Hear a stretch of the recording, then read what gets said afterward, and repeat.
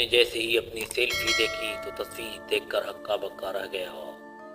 اسے اپنے پیچھے ایک کالی بلی نظر آئی جس کی آنکھوں سے جیسے شعلے نکل رہے ہوں۔ اس نے فوراً پیچھے کی طرف مڑ کر دیکھا تو سوائے قبروں کے اسے کچھ نظر نہ آیا۔ اب مجھے یہاں سے جانا ہوگا، وہ منہ ہی منہ میں بڑبڑایا۔ پھر اس کے قدم آہستہ آہستہ آگے بڑھنے لگے۔ قبرستان میں گھپ اندھیرا تھا، موبائل کی روشنی کی مدد سے وہ آگے بڑھ رہا تھا۔ اسے اچانک پھر بلی کی آواز سنائی دی۔ اس کے قدم ٹھہر گئے۔ اس نے چاروں طرف موبائل کی روشنی گھمائی مگر اسے کوئی بلی نظر نہیں آئی۔ وہ پھر آگے بڑھنے لگا۔ وہ کافی دیر چلتا رہا مگر وہ ابھی تک قبرستان سے باہر نہیں نکل پایا تھا۔ اس نے ایک بار پھر موبائل کی روشنی چاروں طرف گھمائی۔ اسے یہ دیکھ کر جھٹکا لگا کہ وہ اتنی دور چلا، لیکن یہ تو وہی جگہ تھی جہاں سے اس نے چلنا شروع کیا تھا۔ اس نے پھر ایک طرف چلنا شروع کر دیا۔ چلتے چلتے اچانک اسے ایک کھلی قبر نظر آئی۔ وہ اس میں گرتے گرتے بچا۔ ابھی وہ سنبھلا ہی تھا کہ اچانک کھلی قبر میں اسے جو منظر نظر آیا اسے دیکھ کر وہ تب بخود رہ گیا۔ ان چاروں کو تھانے لے جا کر سلاخوں کو پیچھے ڈال دیا گیا۔ وہ چیخ رہے تھے، اللہ کے لیے ہمیں چھوڑ دو، ہم بے گناہ ہیں، ہمیں جانے دو۔ رات کے 1 بجے شریف لوگ ان قبرستان کے باہر کھڑے نہیں ہوتے۔ ایس ایچ او صاحب آ جائیں پھر فیصلہ ہوگا تمہارا۔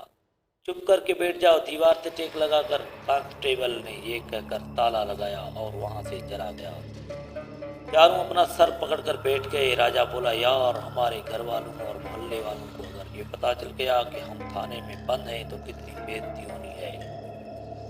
شاہ نواز بولا، یار میں نے تو کبھی تھانے کی شکل بھی نہیں دیکھی تھی۔ ہاں جیسے ہم تو روز تھانے کے چکر لگاتے ہیں، ہماری تصویریں لگی ہوئی ہیں۔ بھائی ہم بھی پہلی دفعہ تھانے آئے ہیں، نعمان بولا۔ شاہ نواز بولا، یار آگے کا سوچو، کرنا کیا ہے؟ کرنا کیا ہے؟ کرنا تو صبح کر ایس ایچ او نے ہے۔ دعا کرو ہمیں کہیں الٹا لٹکا کر نہ مارے، سنا ہے یہاں خوب ٹھکائی ہوتی ہے۔ نوید بولا۔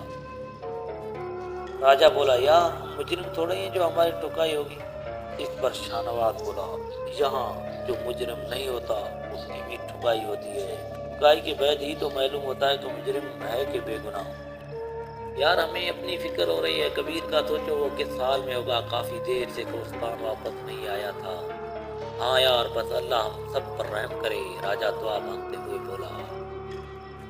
کبیر کھلی قبر میں گرتا گرتا بچا۔ اس نے بڑی پھرتی سے خود کو سنبھلا تو اس کی نظر قبر کے اندر گئی۔ میت سے کفن تھوڑا ہٹا ہوا تھا، 2 ہڈیاں نظر آ رہی تھی۔ باہر انسان کیا کیا کرتا پھرتا ہے اپنی زندگی میں، جھوٹ، دھوکہ، ناجائز قبضے، لوٹ مار اور آخر میں انجام ایسا۔ افسوس ہے ہم پر۔ وہ یہ کہہ کر آگے بڑھا کہ اچانک اسے کسی سانپ کی پکار سنائی دی۔ اس کے قدم جدھر تھے وہیں جم گئے۔ صبح کا سورج طلوع ہو چکا تھا۔ اسے جو تشریف لا چکے تھے۔ ہی دیر میں وہ چاروں ان کے سامنے کھڑے تھے۔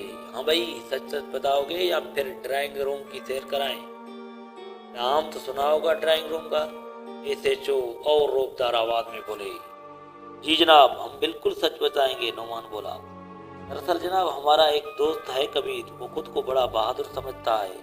ہم نے اس سے یہ شرط لگائی تھی کہ وہ رات 12 بجے کے بعد قبرستان کے بیچ جا کر اپنی سیلفی لے کر آئے تو ہم اسے سورما مانیں گے۔ بس وہ اپنی شرط پوری کرنے کے لیے قبرستان گیا تھا اور ہم باہر کھڑے اس کا انتظار کر رہے تھے۔ ایس ایچ او صاحب بولے، کیا قبرستان میں سیلفی؟ مجھے تو یہ کہتے ہوئے بھی شرم آ رہی ہے۔ شرم آنی چاہیے تم لوگوں کو، عبرت کی جائے ہے وہ۔ ہم لوگوں کے لیے کوئی نعوذ باللہ تفریح کا مقام نہیں جو سیلفی کی شرطیں رکھ رہے ہو۔ بتاؤ میں تمہیں اس جرم کی کیا سزا دوں؟ نوید بولا، سر معاف کر دیجیے ہمیں، ایک رات ہم نے حوالات میں گزاری ہے، یہی ہمارے لیے سزا ہے۔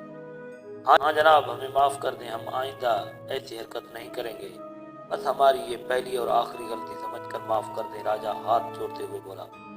جو کچھ سوچتے ہوئے بولے، ٹھیک ہے میں تمہیں ایک بار موقع دیتا ہوں، آئندہ ایسی ویسی حرکت کرتے نظر آئے تو پھر ایسی دفعات لگاؤں گا کہ حوالات میں سڑتے رہو گے، جا سکتے ہو تم سب۔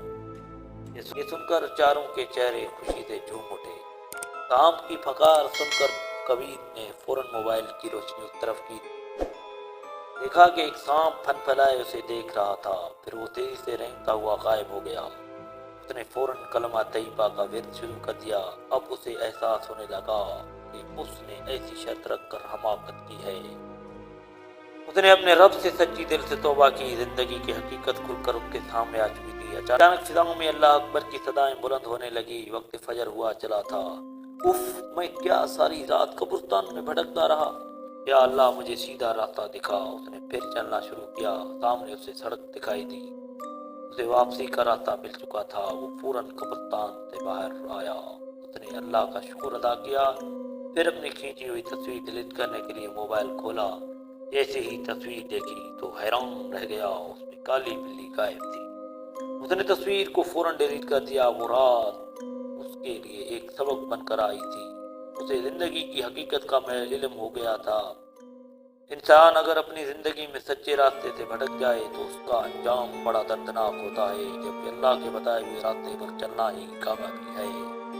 اس کے قدم مسجد کی طرف اٹھ گئے۔ اس کے دل میں اب کسی کا خوف نہیں تھا، مگر ایک خوف ضرور بیٹھ گیا تھا۔ وہ خوف تھا اللہ کا خوف، اور اللہ کا خوف جس کے دل میں ہو تو پھر اس کی زندگی اور آخرت دونوں ہی سنور جاتی ہیں۔